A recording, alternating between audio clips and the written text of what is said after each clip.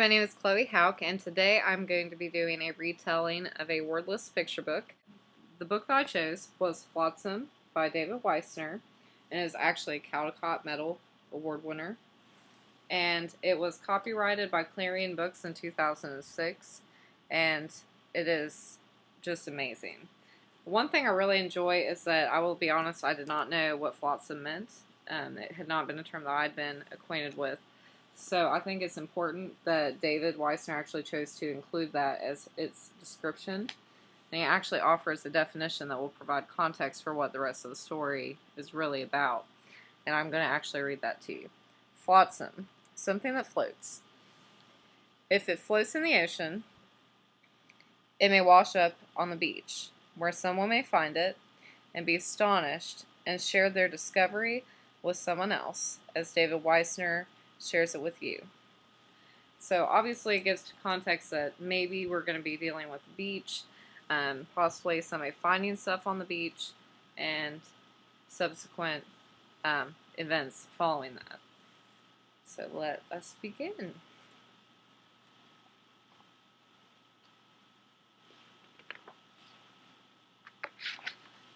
To start off, before we even get to the title page, which I think is important because obviously it gives importance to looking at every page in a book, not just the book itself, we see a little boy on the beach with a bright blue shovel and green pail.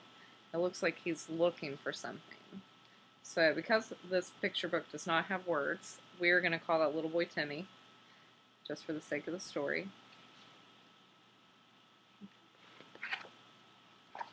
I have our title page.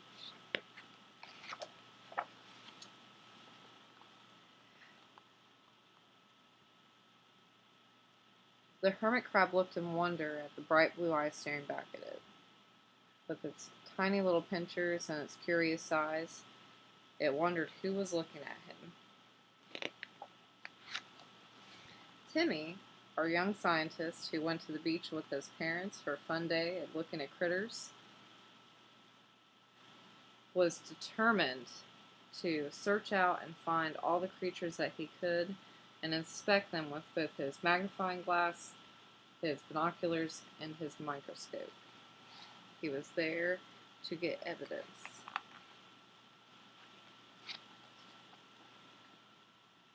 On this bright sunny day, Timmy finally decided that he was done with his hermit crab and decided to go with his blue shovel and his green pail to look around on the beach. There he found an orange and black crab with giant pincers. Timmy lay down on the sand to get a closer look at his new friend. When out of nowhere, a wave washed up onto the beach, whooshing him away. "Whoa!" he cried.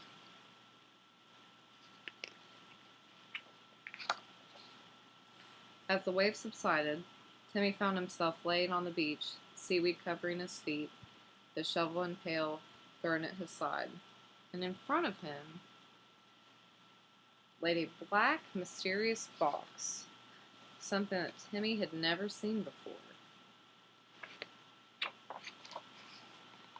What could this box be, he wondered, looking at it.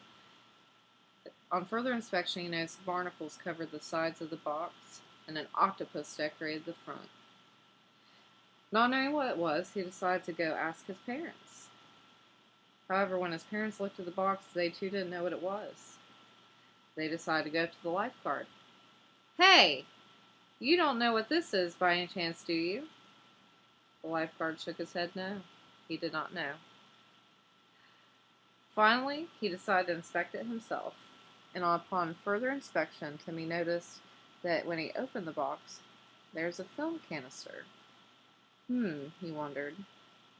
If there's film inside of it, that means there must be photos in this, and that this must be a camera. Excited, Timmy rushed from the beach, ran down the street, and went to the 1-hour photo center. The attendant, who was busy talking on the phone, finally acknowledged Timmy, grabbed the film canister, and began to develop the film. And Timmy waited, and he waited, and he waited. Finally, when the film developed, he ran back to the beach, eager to look at the discoveries that awaited the pictures before him. He pulled a blue eye close to the photo and was astonished at what he saw.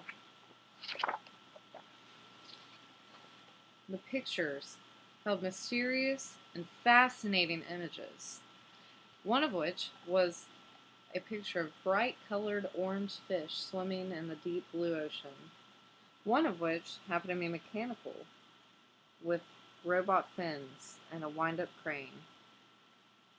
It looked as if somebody had invented him, but he was swimming along just like he was one of the others.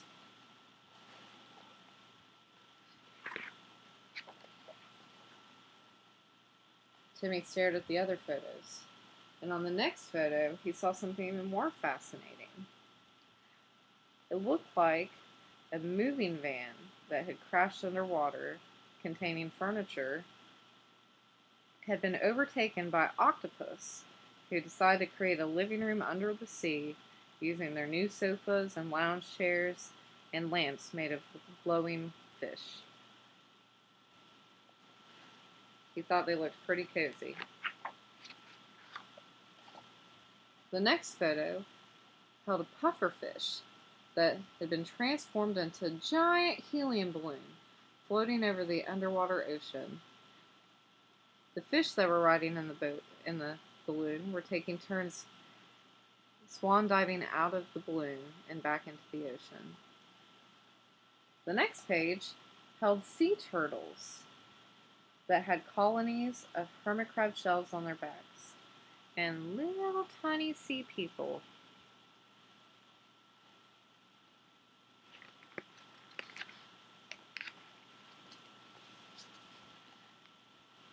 Perhaps one of the most astonishing photos looked like an alien spaceship had landed underwater, and they were fascinated by the seahorses that they were now trying to worship in their new homeland. They were also taking turns riding their new pet fish. Whoa, Timmy thought. He also saw giant starfish stretching in the water, their feet and their appendages stretching in the air and the water, towering over the whales beneath them. But that wasn't the most fascinating thing. One of the photos that he found happened to be a young girl who looked to be about his age. But in the picture that she was holding, there's a boy who was holding a picture of a girl. All of them looked to be from different parts of the world, different diversities and different ethnicities, and the pictures just kept going on and on. Astounded, Timmy scratched his head and he looked really close, and he wondered, how many times does this picture get reproduced? He held up the magnifying glass to get a closer look. Timmy found that the picture really did just continue going on, and it was a picture of a picture of a picture. He could only go so far with his magnifying glass. So he decided that he had to become a real scientist, and he grabbed his microscope and started further inspecting the photo.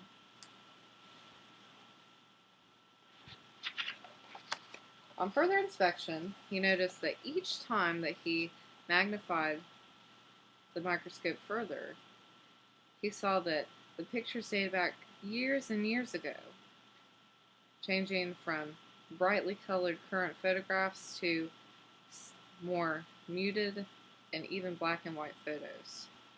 One of the photos even looked to be from the early 1900s or late 1800s, with the boy wearing a funny hat and funny clothes that Timmy had never recognized before from people around his hometown.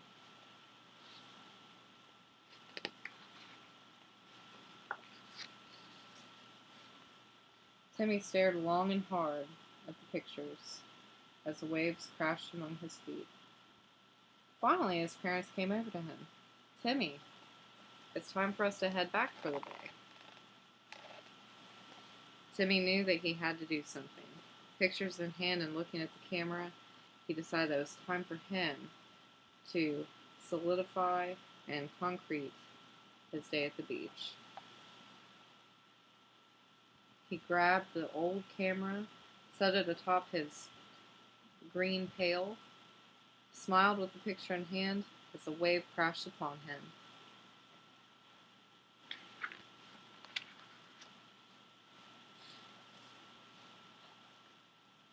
Timmy knew that his picture would then be part of the never-ending pictures that he had seen that day. Taking the camera in hand, looking at it once more, he chucked it back into the ocean, where it slowly began to drift away.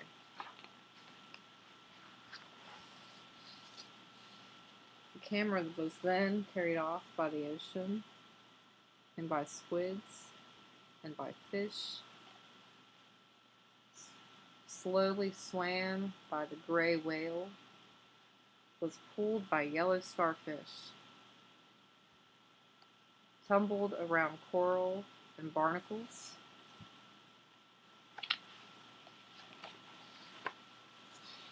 even made its way through an underwater colony of brightly colored red squids, green and blue mermaids, and beautiful fish and coral reefs.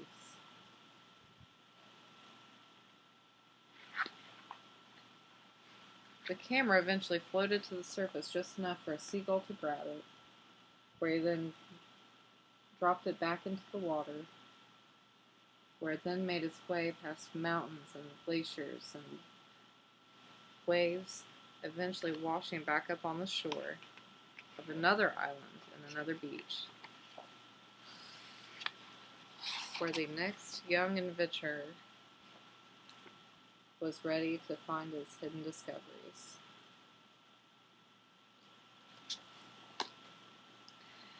I really like this book because it is very surreal, and I do want to talk a little bit about the illustrations with this. I know that I just did my retelling, but I like how it used a comic layout because it gave you an order of sequences without adding the narration. We see this a lot, for instance, on the page when he is first assigned to go on his search across the beach. We get tons of different perspectives and distances. We also get close-ups of his face to show his exact movements. Because, for instance, here we see the long pause, we see him walking along the beach, and we can't really determine how long those are taking or what his exact movements are, but here we get a close-up of those movements, which is him looking at the crab. We also see the two-part event of the wave crashing and washing him away. I also really enjoyed this part when he is waiting for the pictures to develop, because you see him changing from sitting on the bench to laying on the bench to being under the bench to sitting to finally looking in to see if his pictures were done. And although we don't know what is actually being said or his reactions, we can assume that he's really frustrated, he's anxious, like most little kids are, and he's ready for those pictures to be developed. And I also like it because it kind of gives that sense of urgency. He's so ready to get these pictures and look at them. Another really cool thing that David Weissner does is the use of the frames. We know when he's looking at the pictures because they're framed in this black and white border. So it sets those images apart from the images of our actual story. Also, I think that his style changes between the story that we're seeing with Timmy and him finding the pictures to the pictures themselves. The pictures are very surreal and they're medium. They're very descriptive. For instance, although this whole book is descriptive, I could never imagine doing anything of this caliber of art, but we go from seeing pictures like this, which are basic boy on a beach layouts, to these intricate, detailed pictures that you can just look forever at. I actually showed this book to one of my friends, and I didn't even realize till they pointed it out that in the sea turtle picture, there are little green sea people. and I don't know if you can see that. But they almost have this like mystical, curious quality to them that you can just look and look and look at them forever. Um, and I think that that adds to the sense of adventure that Timmy is finding on his beach adventure, because he finds this camera, which in itself would be exciting, and then he finds these pictures that are just totally unexplainable. And although they have very real um, creatures and very real things that we would find on the beach or see underwater, they have all these surrealistic characteristics to them. Also, we see that with the alien photo. And the whole concept of the picture within a picture within a picture, that adds so much perspective and depth, as well as story development, because you realize that this camera that he's looking at has been handed down from person to person to person throughout the whole span of its lifetime, which adds to our character development, realizing that Timmy will become one of these people to represent the long strain of people that have had this camera and been able to use it. I also really enjoyed the overall composition, the use of white space. Every single page has a purpose, and every illustration has a very clear purpose, and adds to the beauty and the movement.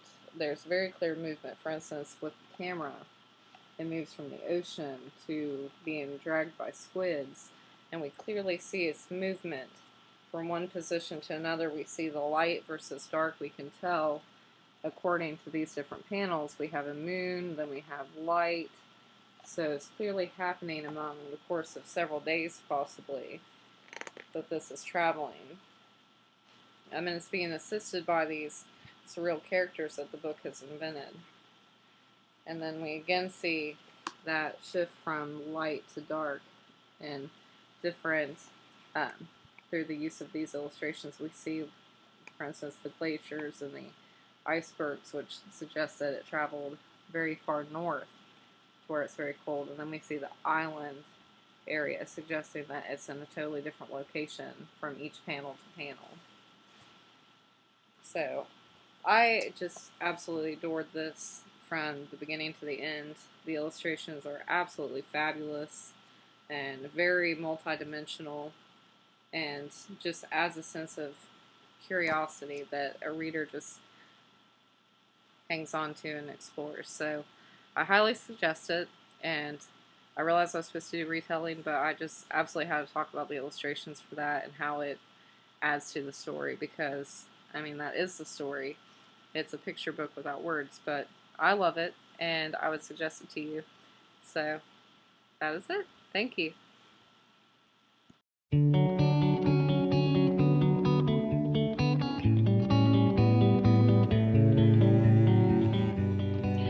Hi, my name is Chloe Hauk, and today I want to discuss with you the importance of illustrations when it comes to reading a text, and especially a children's text, and the way that we not only interpret what the text is trying to say and what is happening in the story, but also how we connect emotionally and how we understand that text on a deeper level. I do have several that I chose, but the first one that I wanted to do was one that is a personal favorite of mine from my childhood, and that is The Amazing Christmas Extravaganza by David Shannon. It is about Mr. Merriweather. I'm just going to give you a really quick summary so that it makes sense. And Mr. Merriweather lives in a very quaint, small white house. And as you are looking at the house, you can tell that it's probably a little bit older. It's very plain. You can see from the coloring, which this is painting. This is a painted text. But you can tell that the house is a little bit dingy in some areas, meaning that maybe it's a little bit older, possibly suggesting that the family is a little bit poor, or at least not very well off. And inside you can see this bright, beautiful Christmas tree. And we learn in the beginning of the book that Mr. Merriweather has never really decorated. They've just always done the wreath on the door and the Christmas tree in the window. But this year, he wants to change it up a bit and add some white Christmas lights. And you can see just by the painting and the characterization and the illustrations just how happy and loving the family is. You can tell that by their positioning, they're actually looking up to Mr. Merriweather. Clearly they admire him and they love him very much. And you can see from his face that he's just so excited to be sharing this moment with his family where he's putting up their white lights. That is until his rather mean neighbor, Mr. Clack, comes and brags on his lights. And you can see from the picture that there are very bright multicolor lights all around his house. And when we're looking at facial expressions and positioning and just perspective, Mr. Clack looks very tall and very looming, almost scary. He has a very smug expression. It's almost as if he's saying, yeah, my house is so much better than yours. And also we see the primary color is red. And if we are associating colors and color schemes, especially in theater, I direct theater at my high school that I teach at, and typically red is associated either with passion or with anger or with almost darkness or hatred. And compared to the Merriweather family, which is on the very first page, you can clearly tell that most of their clothing is very dim or very muted. So Mr. Clack is a very different character. It's much more contrasted in his appearance and in the colors that he wears. Also, when we're looking at the picture when we are introduced to Mr. Clack, we also can look at the color scheme of the background, which is very dark, suggesting that possibly he's not a very good character, possibly he's not a very friendly character, and also kind of foreshadows his part in the rest of the tale. Well, Mr. Clack, needless to say, inspires Mr. Merriweather to go very all out for Christmas. One thing that this book is very good about is that it does utilize one-page and two-page illustrations, mostly to display Mr. Merriweather's over-the-top solution to the Christmas decoration problem, which is to overly decorate. We can see how much is taking up the car, how much he's buying, and it literally takes up that whole 2 pages. As we go through the story, when Mr. Merriweather is actually decorating his house, because he does get very inspired and he just pours his whole heart and soul into decorating his house to be this extravaganza, we can see that as he's decorating, we see that it's very dark. As it goes on, his face and the setting around him is much darker. Also, judging by the colors on the page, we see that it's nighttime, which means that not only is he decorating much more and much more extravagantly, he's doing so at night, which I'm not suggesting. I don't think that would be safe, but we definitely see how over the top he is going. And as the story goes, we see that his wife is gazing out the window, and you can see that she has this almost sad face. She doesn't know how to handle this. She doesn't know how to get her husband to stop, and she can tell that he's very upset and he's very determined. And as we're looking at this picture, the illustrator and the author do a very great depiction of style here, because we see that not only does she see the multicolor lights that he's putting on, but she's framed with the white lights, kind of showing what was and what is going to be, and kind of showing almost the battle between what Mr. Merriweather was and what he's feeling pressured to be by his neighbors. So the white lights kind of represent him prior to the conversation, and the multicolor lights are showing the conflict of him now vehemently working towards this extravaganza that he's building. Over the next few days, we see that he has built this amazing extravaganza, which highlights many of the 12 days of Christmas. And it does mention several of the 12 days of Christmas in the text, but a few things that we don't read narratively in the text. Um, there are a lot more images pictured than what is actually explicitly said in the text. It mentions the partridge in a pear tree, the Lords of Leaping, but it also shows the 5 golden rings and several other pictures. I believe that there are 2 turtle doves right here.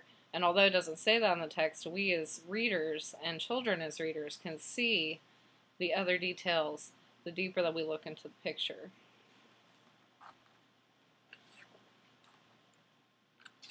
Absolutely love this book.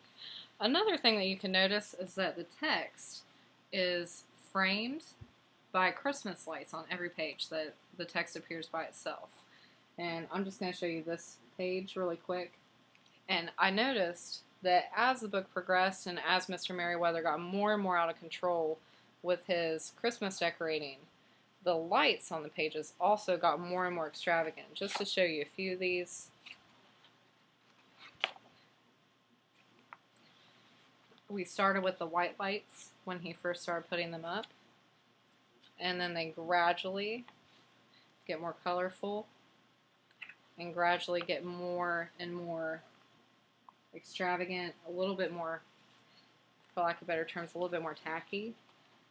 We see that there's more and more decorations, kind of symbolizing the amount of decorations that he's putting on his house and the more that he's adding to it, but also how much more he's getting out of control with this newfound obsession. At one point, our beloved, once happy-faced dad is now turning down his children's Christmas program to finish working on the lights, and his wife and his children that once looked up to him in happiness are now looking at him, longing for him to actually come back to his family and to not worry so much about what everybody else is thinking. And we also see that his expression is almost stressed, it's really focused, but he's focusing more on what's in front of him than what his family wants from him. And as I said before, there's a great use of the pages. And one of the largest images, which takes up a vertical of the whole 2 pages, is the final outcome of the Christmas extravaganza that he is making. And you can see that there are lots and lots of pictures, the giant Santa Claus, and it really gives a kid a lot to look at. And it's almost like the Santa Claus is almost frightening because he's so much larger than the rest of the picture. And when we think of what Christmas means, obviously you have biblical, the birth of Jesus Christ, but also for children, children often associate Christmas with Santa Claus. So it's almost like Christmas is now becoming frightening instead of the happy holiday that it should be.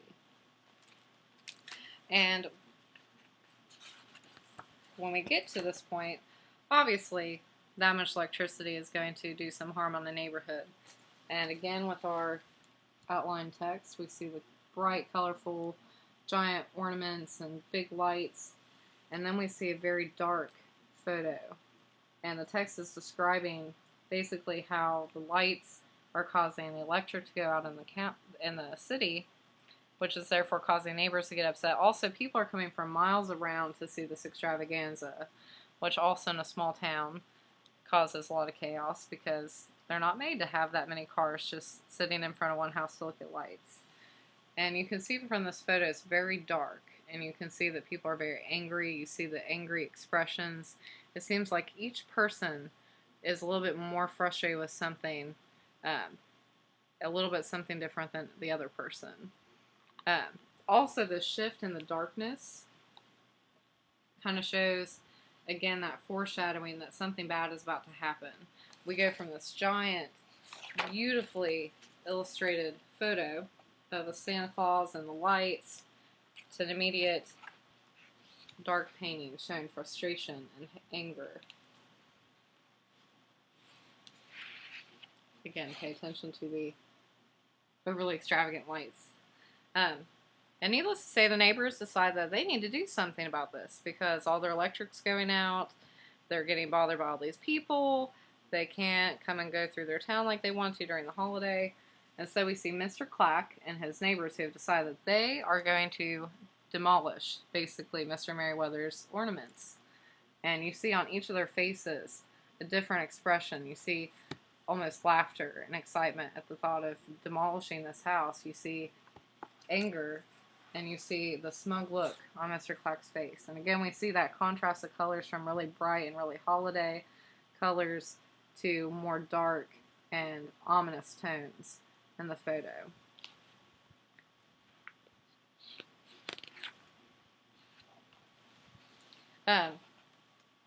Again, I just want to keep pointing this out because this is really neat how they just keep getting more and more on these lights. When the neighbors start demolishing the house, Mr. Merriweather and his family hide under the bed, and we can see that obviously the demolishing is causing a lot of ruckus in the house because we see a lamp that's falling off a table. Clearly it's nighttime because they're all in their pajamas and they're all frightened. This would be frightening no matter what time of day, but you can tell that they were just about ready to go to sleep. And they're frightened to even get out from under the bed because of the noise and the ruckus being caused by the neighbors. And you can also see that they very well illustrate the different expressions in the faces.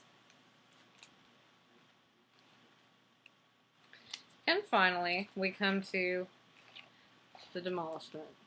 And again, we see the different perspectives. These people are so angry and just so satisfied. You can see that they're now covered with smudge and dirt, mostly because they probably spent all night demolishing the beautiful decorations that Mr. Merriweather had made. And they're just ready for him to be basically to feel vindicated that they took care of this problem that Mr. Merriweather was causing. But little to their knowledge, Mr. Merriweather doesn't react in anger. He stoops sadly, solemnly, to pick up the small little white strand of Christmas lights. And as Mr. Clack is trying to say, well, that should teach you a lesson about destroying our Christmas, Mr. Merriweather just looks sadly at the small little white lights that he started with, and he says, this is very sad, he just says, I'm sorry. I didn't know it bothered you. I thought you liked it. And he just says, but I was just celebrating Christmas. So to him, he was just trying to celebrate, but he got so out of hand that these people reacted with anger. And it says, the neighbors were silent. No longer caught up in their attack, they looked at each other and began to think about what they had done, and they were ashamed. And you can actually see that. You can see their different reactions at him just being so upset. And it says, Mr. Clack actually offers to fix all the decorations. And Mr. Merriweather simply picks up those Christmas lights and he says, no, I think that these white lights will do just fine. And you can see, I kept showing you the way the text was outlined. And we go back to our text outline and it's the white lights, which clearly have some broken ends, some lights missing, to kind of show that he came not only back to reality about how extravagant he was going, but also to kind of show what was more important to him, which was the simple white Christmas lights. The neighbors ended up helping him tack them back up to his window, and we end almost on this beautiful image where Mr. Clack and the Merriweathers are all happily standing outside of the home, joyously celebrating the white Christmas lights that have now been put back up on the house. And it actually ends, and this is kind of funny, when he's looking at all the demolished items, he says, you know, there's a lot of wood left over. How many days till Easter? And finally we end with his house at Easter time. I think that this book does a really great job with the illustrations because it not only shows just the build-up of the events, kind of like the build-up to the climax, the build-up to the plot, but also just reinstills the importance of what Christmas is actually about. It's not about how extravagant your lights are, and it's not about how many people enjoy looking at your house. It's about the family, and it's about you putting your family first. And as we saw through many of the pictures, Mr. Merriweather did not do that. And I think that at the end he actually realized, you know, I don't need this extravagant Christmas fiasco that I made. I don't need the attention. I don't need other people paying attention to me. I just need my single little white strand of Christmas lights in my family. So it's more about not about the decorations, not about the consumerism of Christmas, but more about spending it with your family and loving your neighbors and supporting your neighbors, as Mr. Clack also learns by the end of the text. I think the biggest use of style here is the use of light versus dark. Also, the use of the text frame where it keeps building and building more extravagantly as the text goes on. Also, just the characterization of the faces. As you can see, the faces here at the very end are all very happy. None of them are smug, as we saw Mr. Clack's to be at the beginning. And if you notice, the house is the very least shown item in the very end, which suggests that the house isn't even important. It's about the people in your life, which I also think is very neat about this text. If you have the chance, please check this out. It is such an awesome book. I know I just kind of read it to you, which I realize probably took a while, but I really hope that you understand just how beautifully done this book is. And if you're looking for a Christmas present, you have my approval. Thank you.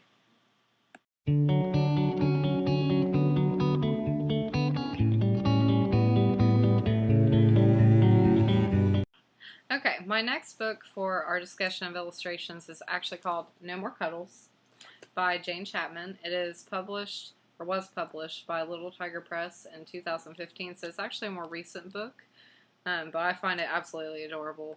I borrowed it from the library, but I will probably be buying this for nephews or maybe myself, I don't know.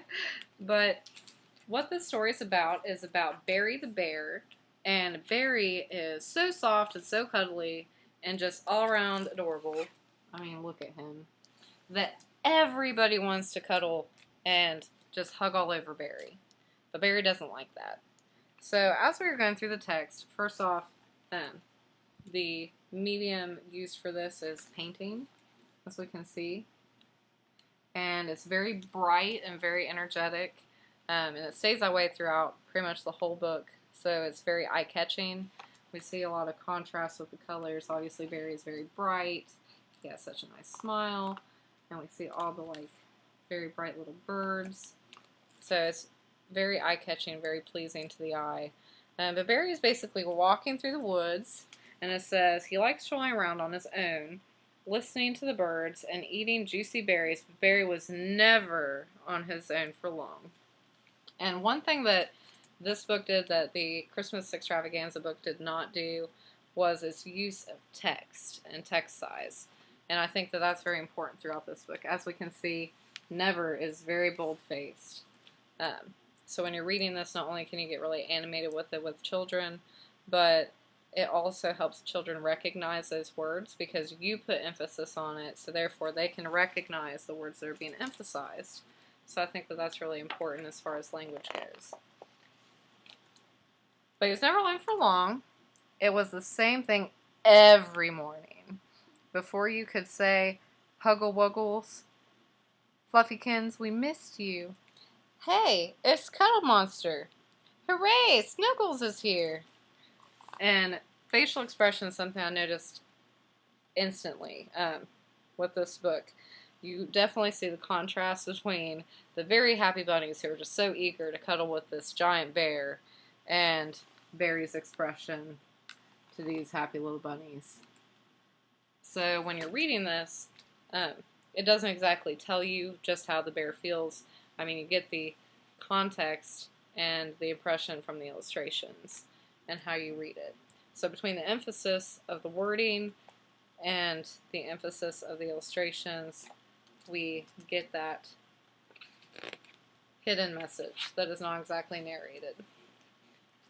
Barry was smothered in cuddles.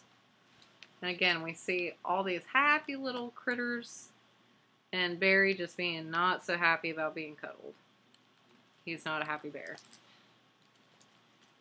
Barry liked cuddling, of course he did.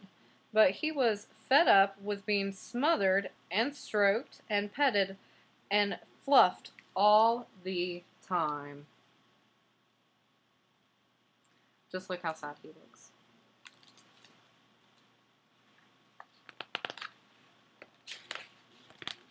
If I can open the page. And this is another good use of illustration as opposed to narration, because this book doesn't narrate every single emotion, every single thing that's happening in the text. We see it in the pictures.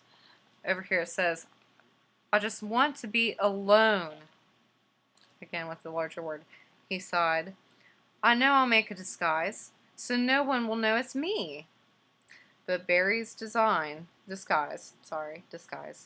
didn't work at all. Maybe if I was a little more scary, he wondered.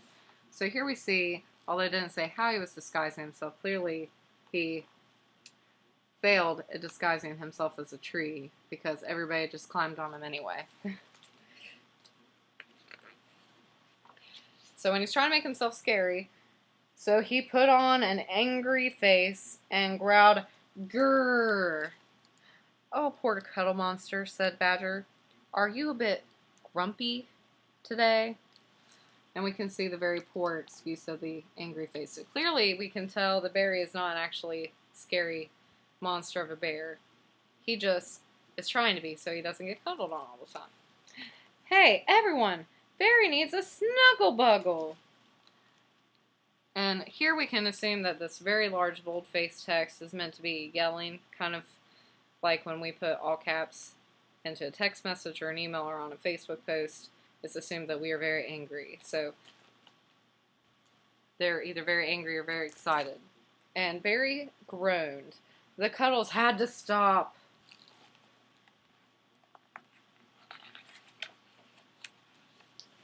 So he painted a huge sign, wanted comforting creature for cozy cuddles. Could this be you? So you can see that he is trying to paint this sign. He is clearly just not feeling these cuddles. He's really trying to scoot away. And the bunnies are just so happy. Lots of animals wanted the job, but none of them was quite right. And here again we have some text play. Too tiny, so it's really tiny. Too spiky. And we have a little porcupine. So this can also help children because the illustration shows these animals and they learn how to associate these different senses with these animals. For instance, a porcupine is really spiky. You don't want to touch it because it might hurt you. It says too stinky for the skunk, which means that skunks probably smell. Sorry about that. I sometimes cough when I get excited. Barry was about to give up when he saw the fluffiest, snuggliest creature ever, which is another bear. So Bear was perfect. His tummy was snuggly, his fur was silky, and his hug was just right. And notice the little chart that the turtle is keeping, which has all the requirements for the Cuddle Monster. So Barry is super, super, super excited. So he calls out excitedly as we see, because he's hugging the bear and he's like, man, I have found my savior. And I also want you to see the use of the pages here, which we saw on several other pages. It switches a lot from a one-page frame to several different instances on one page. To one giant instance, which is Barry trying to run away, to the bear just waiting to get all of his cuddles that he has signed up for. And as you notice, the animals are all hopping and skipping and just flying off towards this bear, or so we think. Unfortunately, again on another two-page illustration, they totally bypass the bear and attack the Cuddle Monster Barry. and he looks scared. So obviously you see that he's going to fall somewhere. And then slapped. So although we don't see what's happening in this, we see this giant white space, which not only leaves us wondering what's happening, where they're at, it leaves you kind of in that free fall motion, trying to figure out where it is that they landed. It does tell you that they land in a swamp, but you don't see what the swamp looks like at first. And my friend pointed out these adorable expressions, so I want you to look at the different expressions of the bunny rabbits. You have that one that's kind of just like, no, I'm free falling. To that one that just doesn't even know what to do. To happiness, to scared. Some of them are clinging onto his fur. It's really cute. So they fall in the swamp. And then we have this bright green imagery.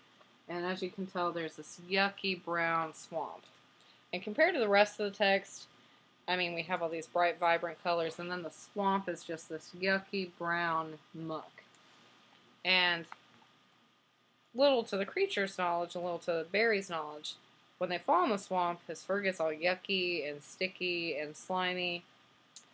And they just don't want to cuddle with him anymore. So they hop off to get clean, leaving him there to gloriously soak in his mucky brown swamp. And you can see here too that he is just relaxing, he's happy. Again, we have that full double page illustration. I do think that the illustrations take this book beyond what the text is saying, because it does add just a multitude of expressions. And I think often in our lives, for instance, as a kid, I was very huggy. I hugged everybody. I didn't understand that not everybody wanted to be hugged and not everybody wanted you to be all over them. And I think that shows a very good contrast here, because the bunnies also don't realize that Barry just doesn't want them hugging on him. And they just are so in love with cuddling with him.